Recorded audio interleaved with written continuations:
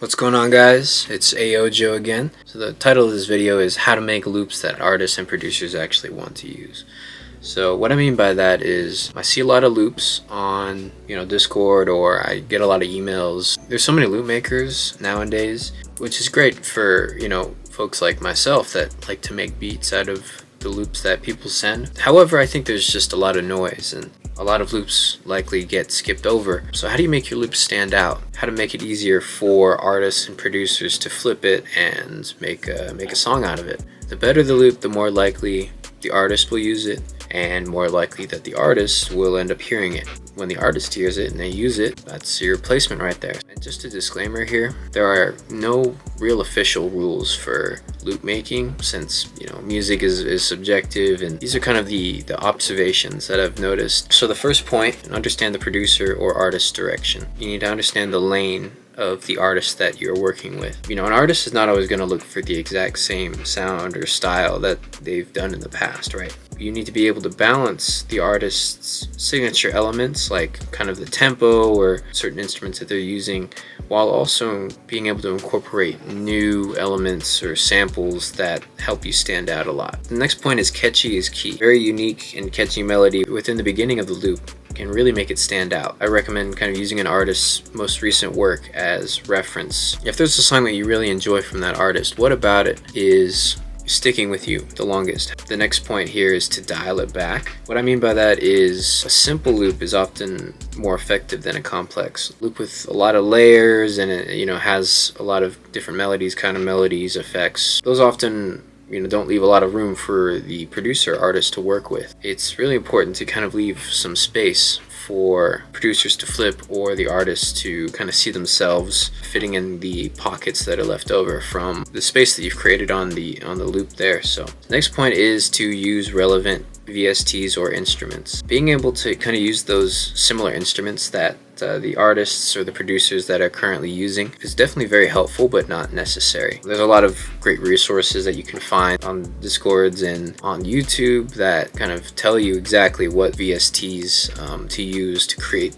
a specific sound for a certain artist there. Some of these resources are free, some of them not free. I think it's up to you to kind of figure out how to get access to those instruments. The next point is to include some important details like who made the loop, were there any collaborators that you worked on the loop with. It's also kind of a nice touch, especially when you are labeling your loops and posting them or emailing them, is to even including a specific genre or artist within the title of the loop actually helps to categorize it and helps us filter through what we're looking for right away. Include the BPM and the key of the loop as well, so we know exactly how to set everything up right away. So, and the last point here is also pretty important: feedback and revision. Now, of course, that's a pretty obvious one, but I think it's important to ask for feedback, even if it's not easy to provide it or ask for it. It'll really end up helping you a lot to improve your next batch of loops, or the next time that you're creating loop, because you're always looking to create the next best loop.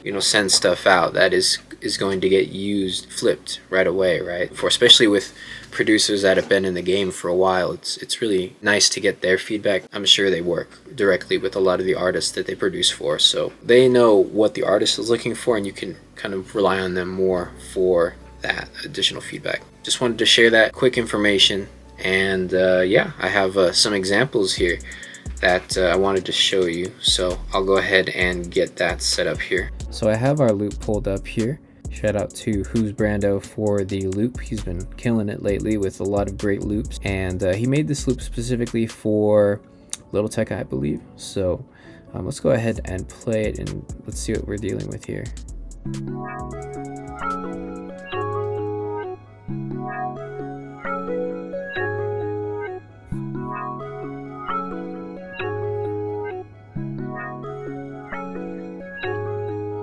As you can see, that's the whole loop. It's super simple. And then you can see down here are the individual layers or the stems of the loop. Here you have the kind of the main riff, and you've got the additional layers here. Super simple, just 2 notes. That comes in about a measure in. They have the next layer here.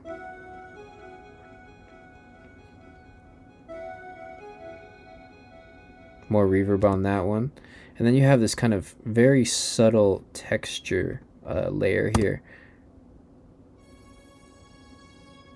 That layer is a lot quieter, but I mean, you'll notice it once it's all put together, right? So yeah, so it's a very simple loop here. Keeping it simple is definitely important, so it kind of gives you more space to flip it if you're a producer that likes to add their own elements to the loop, or if you're a beat maker that just wants to add drums and kind of keep it as is for the artist. And you can see the way that he detailed it, super simple, just his name and the BPM. It's always good to add a key if you want, but it's not entirely necessary. You could always add like the name of the artist that you're sending it for, or you could kind of add a description of what instrument you're using within the loop, maybe like guitar or piano. Yeah, you can kind of hear it. It's super simple and very easy to work with, and you can kind of go in there and start messing around with it. So I think Lil Tecca wants to kind of go in this lane of like not super piano-y. I think we're kind of out of that trend of melodramatic like piano chords. Like we're getting into more of like a synthy, more ethereal sound. Pretty easy. I'm probably just gonna end up flipping this later on, but just wanted to share that loop and kind of give you guys an idea of what to do to make some solid loops. So yeah, thanks for watching, and I'll see you guys later.